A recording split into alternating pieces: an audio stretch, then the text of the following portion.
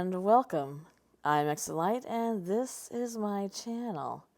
And today, I'm going to tell you the story of two sisters that put the twosome in gruesome twosome.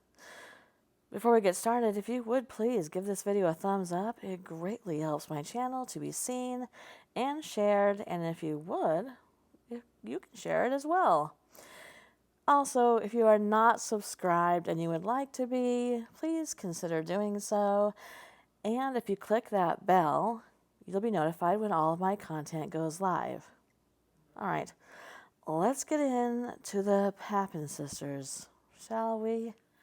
The two Papin sisters were born in Le Mans, France in the early 20th century. Christine was born in 1905, and Leah was born 6 years later in 1911.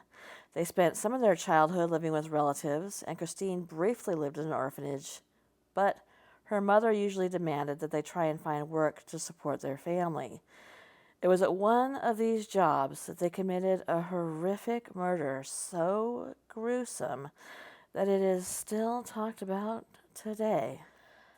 When the girls grew older, they took jobs at the Lancelin household, working for a retired lawyer, his wife, and his adult daughter. In 1926, when Christine was about 22 years old and Leah was about 16 years old, the two moved into the Lancelin house, where they made the equivalent of about $2,000 per year. By all accounts, the sisters liked their jobs, and the Lancelins treated them well, giving them hot meals and letting them board in a heated room, which was not per the usual.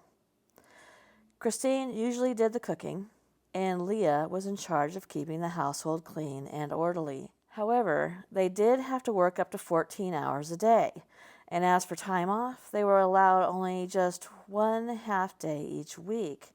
Aside from going to their weekly church services, the girls tended to isolate themselves from other people and spent most of their time together.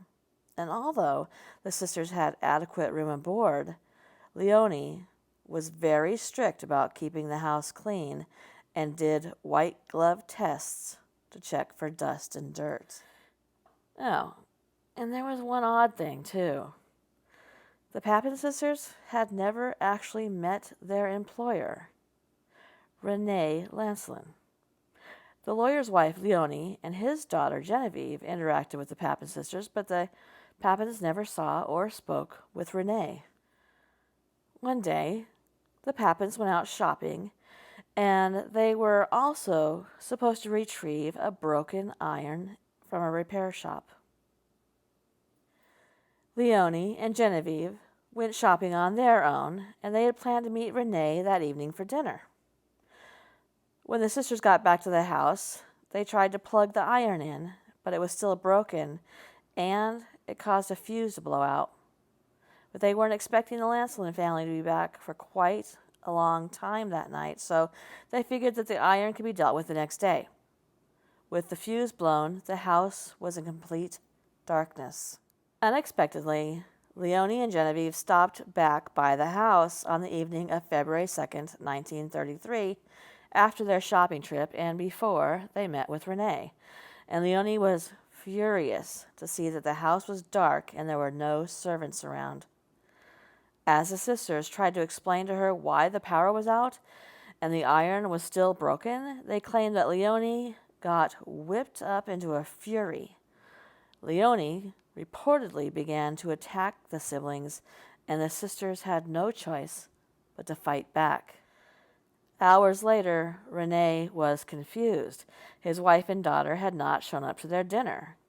He returned to his two-story house to find that he was completely locked out, but he did see a light on in the attic, where the Papins and other aides lived. Unable to get into his home, Renee contacted the police.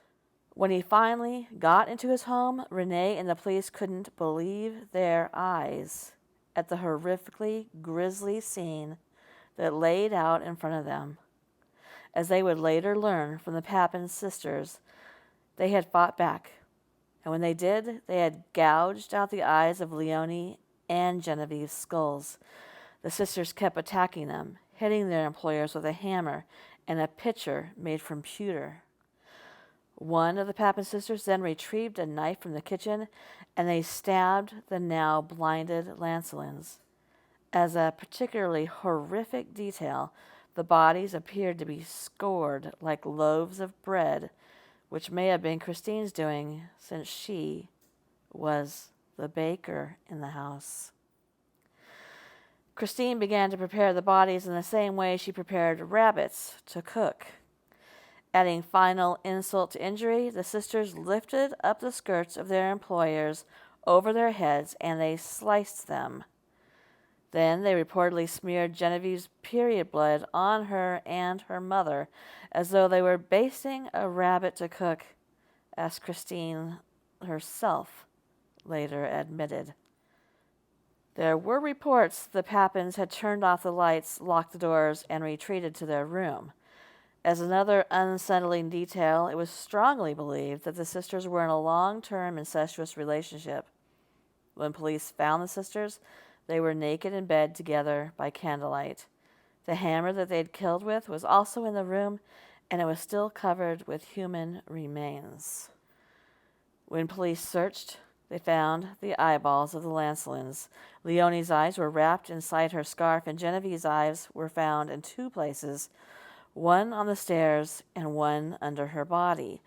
Both bodies were reportedly so mangled that it was almost impossible to tell who was who. There were teeth scattered about the room. Reports showed that Genevieve had cuts across her legs and her backside. After she was arrested, Leah reportedly told police that she would never speak of the case. But Christine did confess, and Leah agreed with the details that Christine had doled out. The fervor around this case was so intense, while the girls testified that police officers needed to control the crowds outside of the courthouse. While at first they argued insanity, the court decided that the girls were sane when they committed this double murder. Leah was sentenced to a decade of hard labor, while Christine, who had apparently influenced her little sister, was sentenced to a public death by guillotine. While she waited for her execution, Christine was held in a prison cell where she quickly deteriorated. She only wanted to see her sister. She reportedly tried to claw out her own eyes, and a straitjacket seemed to help only a little bit. But Christine told a judge that she was having bad mental episodes without her sister. However, when the two sisters were allowed to meet, Christine reportedly opened her shirt to expose herself to Leah and called out to her in a sexual nature, which reinforced the belief that they had an incestuous relationship. So they were separated again, and Christine was resentenced to life imprisonment at hard labor. She was later transferred to an insane asylum where she starved herself to death, dying in May of 1937. Leah was freed after serving 8 years of hard labor. She started working as a hotel maid under an assumed name and died after a very long life. It is not sure, but people say she died either in 1982 or 2001. Sources do disagree on that date. The Papin sister story caused an immediate media firestorm as people questioned why the sisters acted so brutally and what their case meant. Was it some form of mental illness, or was it actually about workers' rights? There were numerous books and movies written about or inspired by the gruesome acts of the Papin sisters, and they continue to intrigue writers and workers' rights advocates to this day. Thank you for coming to my channel, and good night.